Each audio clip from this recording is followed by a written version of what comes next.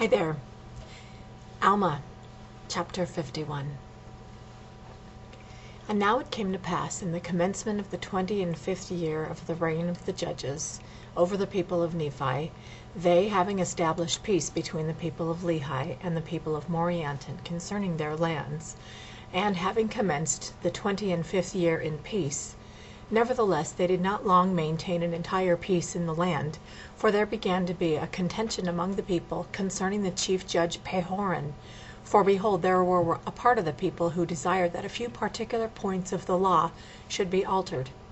But behold, Pahoran would not alter, nor suffer the law to be altered. Therefore he did not hearken to those who had sent in their voices with their petitions concerning the altering of the law.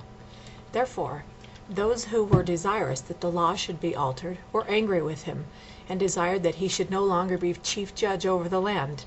Therefore there arose a warm dispute concerning the matter, but not unto bloodshed. And it came to pass that those who were desirous that Pahoran should be dethroned from the judgment seat were called kingmen, for they were desirous that the law should be altered in a manner to overthrow the free government and to establish a king over the land. And those who were desirous that Pahoran should remain chief judge over the land took upon them the name of freemen. And thus was the division among them, for the freemen had sworn or covenanted to maintain their rights and the privileges of their religion by a free government. And it came to pass that this matter of their contention was settled by the voice of the people. And it came to pass that the voice of the people came in favor of the freemen, and Pahoran retained the judgment seat, which caused much rejoicing among the brethren of Pahoran, and also many of the people of liberty, who also put the kingmen to silence, that they durst not oppose, but were obliged to maintain the cause of freedom.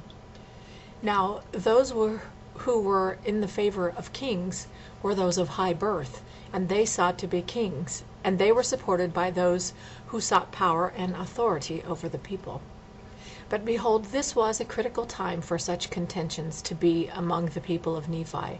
For behold, Amalickiah had again stirred up the hearts of the people of the Lamanites against the people of the Nephites, and he was gathering together soldiers from all parts of his land, and arming them, and preparing for war with all diligence, for he had sworn to drink the blood of Moroni. But behold, we shall see that his promise which he made was rash. Nevertheless he did prepare himself and his armies to come to battle against the Nephites. Now his armies were not so great as they had hitherto been, because of the many thousands who had been slain by the hand of the Nephites. But, notwithstanding their great loss, Amalickiah had gathered together a wonderfully great army, insomuch that he feared not to come down to the land of Zarahemla. Yea, even Amalickiah did himself come down, at the head of the Lamanites. And it was in the 25th year of the reign of the judges, and it was at the same time that they had begun to settle the affairs of their contentions concerning the chief judge, Pahoran. And it came to pass that when the men who were called kingmen had heard that the Lamanites were coming down to battle against them, they were glad in their hearts, and they refused to take up arms, for they were so wroth with the chief judge, and also with the people of liberty, that they would not take up their arms to defend their country. And it came to pass that when Moroni saw this, and also saw that the Lamanites were coming into the borders of the land, he was exceedingly wroth because of the stubbornness of those people, whom he had labored with so much diligence to preserve. Yea, he was exceedingly wroth. His soul was filled with anger against them. And it came to pass that he sent a petition with the voice of the people unto the governor of the land, desiring that he should read it, and give him, Moroni, power to compel these dissenters to defend their country, or put them to death. For it was his first care to put an end to such contentions and dissensions among the people. For behold, this had been hitherto a cause of all their destruction. And it came to pass that it was granted according to the voice of the people.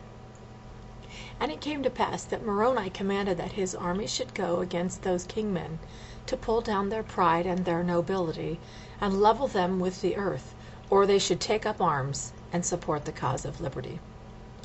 And it came to pass that the armies did march forth against them, and they did pull down their pride and their nobility, insomuch that as they did lift their weapons of war to fight against the men of Moroni, they were hewn down and leveled to the earth.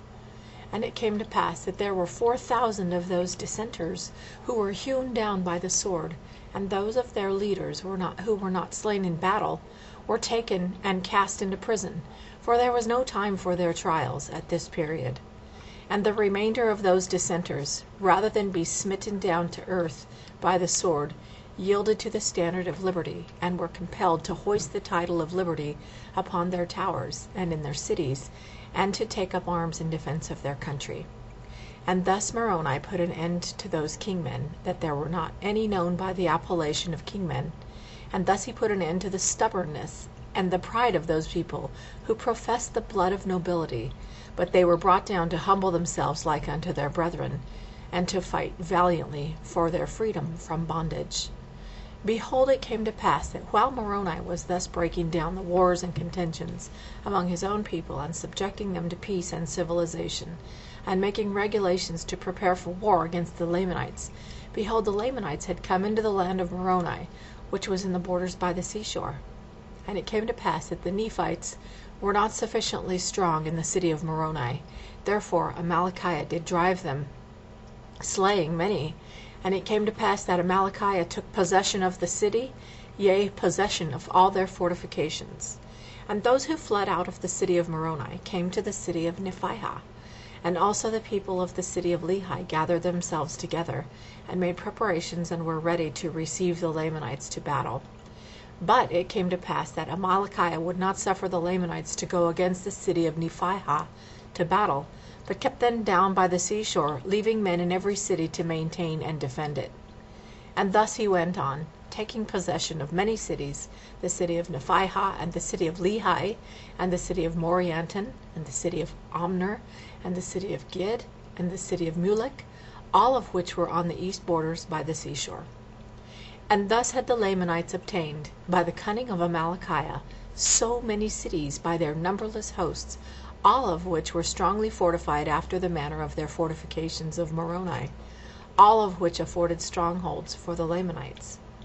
And it came to pass that they marched to the borders of the land Bountiful, driving the Nephites before them, and slaying many. But it came to pass that they were met by Teancum, who had slain Morianton, and had headed his people in his flight. And it came to pass that he headed Amalickiah also, as he was marching forth with his numerous army, that he might take possession of the land Bountiful, and also the land northward. But behold, he met with disappointment, by being repulsed by Teancum and his men, for they were great warriors, for every man of Teancum did exceed the Lamanites in their strength and in their skill of war, insomuch that they did gain advantage over the Lamanites. And it came to pass that they did harass them, insomuch that they did slay them, even until it was dark. And it came to pass that Teancum and his men did pitch their tents in the borders of the land Bountiful, and Amalickiah did pitch his tents in the borders on the beach by the seashore, and after this manner were they driven. And it came to pass that when the night had come, Teancum and his servants stole forth and went out by night, and went into the camp of Amalickiah.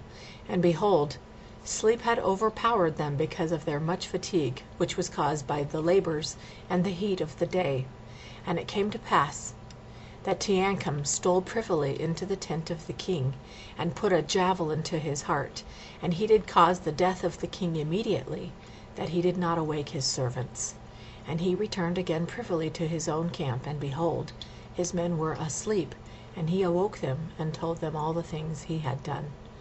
And he caused that his armies should stand in readiness, lest the Lamanites had awakened and should come upon them. And thus ended the 25th year of the reign of the judges over the people of Nephi. And thus ended the days of Amalickiah.